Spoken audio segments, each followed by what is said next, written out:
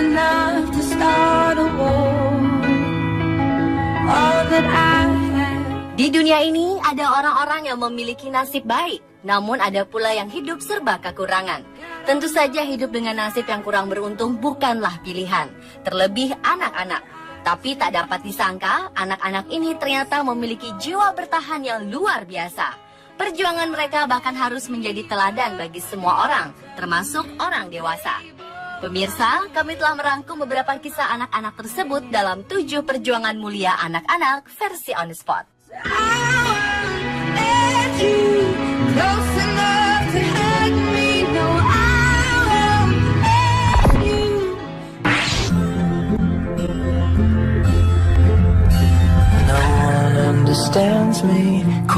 Yang pertama adalah bocah laki-laki berusia 10 tahun bernama Mo Swangi.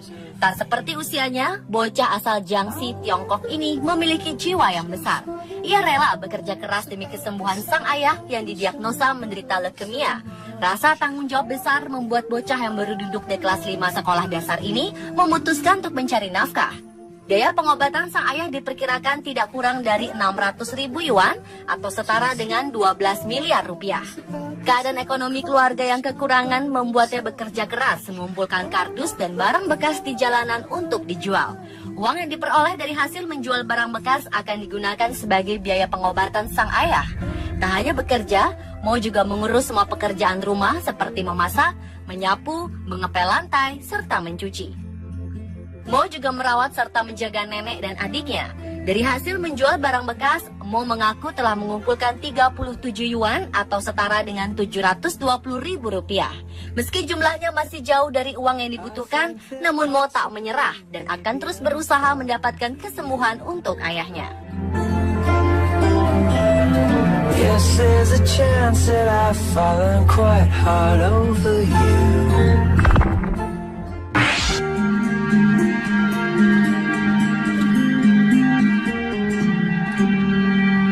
Pada 27 Januari 2006, pemerintah Tiongkok memberikan penghargaan tinggi pada bocah bernama Zhang Da. Di antara 9 orang peraih penghargaan itu, ia merupakan satu-satunya anak kecil yang terpilih dari 1,4 miliar penduduk Cina. Yang membuatnya dianggap luar biasa adalah perhatian dan pengabdian pada ayahnya, senantiasa kerja keras dan pantang menyerah, serta perilaku dan ucapannya yang menimbulkan rasa simpati. Sejak ia berusia 10 tahun, anak ini ditinggal pergi oleh ibunya yang sudah tidak tahan lagi hidup bersama suaminya yang sakit keras dan miskin. Kondisi ini membuat Zhang yang waktu itu belum genap 10 tahun untuk mengambil tanggung jawab yang sangat berat. Ia harus sekolah, mencari makan untuk ayah dan juga dirinya sendiri. Hasil bekerja sebagai tukang batu, ia gunakan untuk membeli beras dan obat-obatan ayahnya. Ia juga tetap merawat sang ayah dengan penuh kasih dan rasa tanggung jawab yang besar. Try me, tell me quietly, I'm with you, love.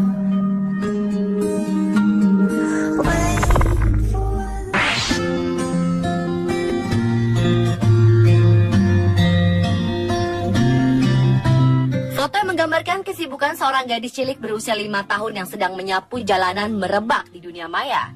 Foto-foto yang berlatar tempat di daerah Li Ziyuan di Longhui, kota Shaoyang, provinsi Hunan ini adalah seorang gadis kecil bernama Xiao Meiling.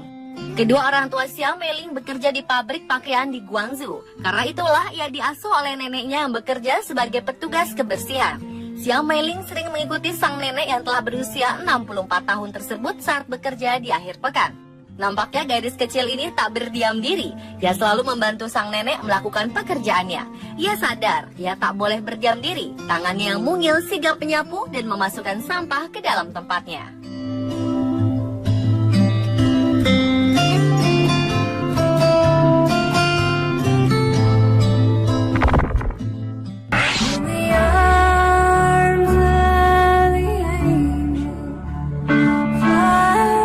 Siapa yang tak ingat dengan kisah Tasripin, bocah berusia 12 tahun asal desa Gunung Lurah, kecamatan Cilongok, Banyumas, Jawa Tengah ini harus hidup sendiri dan mencari nafkah untuk ketiga adiknya.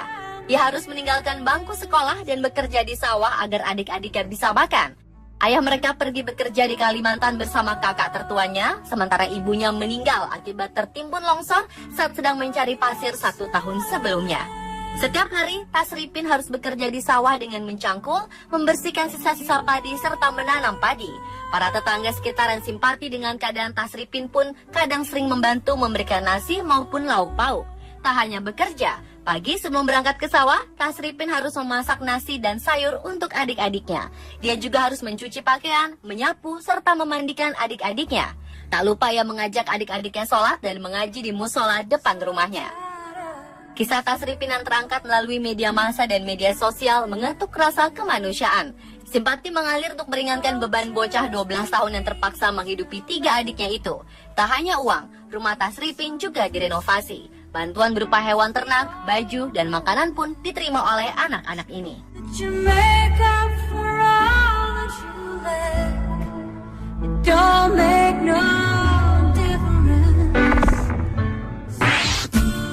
Nobody knows just why we're here.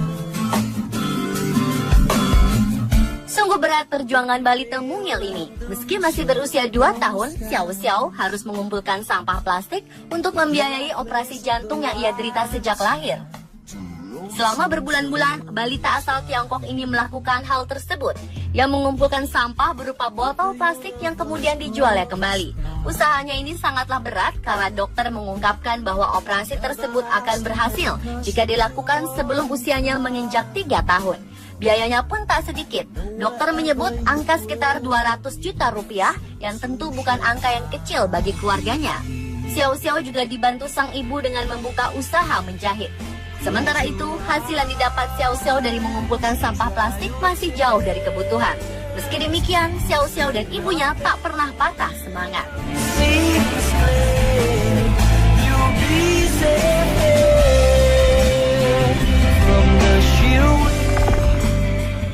You've been on my mind. I grow fonder. Seorang anak berusia 10 tahun bernama Wang Junji terpaksa harus menjadi tukang tambal ban truk setelah keluar dari sekolah. Wang Junji tinggal di provinsi Guizhou dan melakukan ini karena kondisi keluarganya tidak mampu untuk menyekolahkannya. Nasib Wang Junji memang tidak semujur teman-temannya yang lain. Wang putus sekolah karena faktor ekonomi dan pihak sekolah mengeluarkannya karena dinilai hasil akademis pelajaran yang jelek. Bocah cilik ini akhirnya memilih bekerja menjadi tukang tambal ban mobil dan truk di bengkel pamannya. Beberapa waktu lalu setelah berhasil mengumpulkan sejumlah uang, Wang mencoba kembali mendaftar sekolah. Namun pihak sekolah menolak karena nilai yang Wang dianggap jelek. Meski demikian, Wang tetap memimpikan ingin sekolah dan bisa belajar kembali seperti teman-temannya. Forgive your past and simply be mine. I dare you to laugh when your day is long. Yang terakhir adalah kisah bocah 10 tahun asal desa Karangmulian, Kecamatan Cihara, Lebak, Banten Selatan. Bocah mulia ini bernama Siti. Meski masih berusia belia, ia tak sungkan membantu ekonomi keluarga dengan berjualan bakso keliling.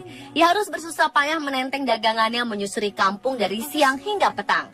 Setelah 4 jam berkeliling, Siti akan menerima upah dari bakso yang ia jajakan. Rutinitas ini ia lakukan sejak 2 tahun lalu, setiap hari sepulang sekolah. Gadis kecil ini harus melakukan semua itu karena sang ayah telah wafat saat usia Siti baru 2 tahun. Sementara sang ibu hanya buruh cangkul dengan upah ala kadarnya. Untungnya Siti bukan bocah cengeng. Kondisi itu telah membuatnya menjadi sosok anak perkasa dan tabah. Everybody hurts sometimes. Pemirsa, itulah ke-7 perjuangan mulia anak-anak versi On The Spot. Everything is wrong.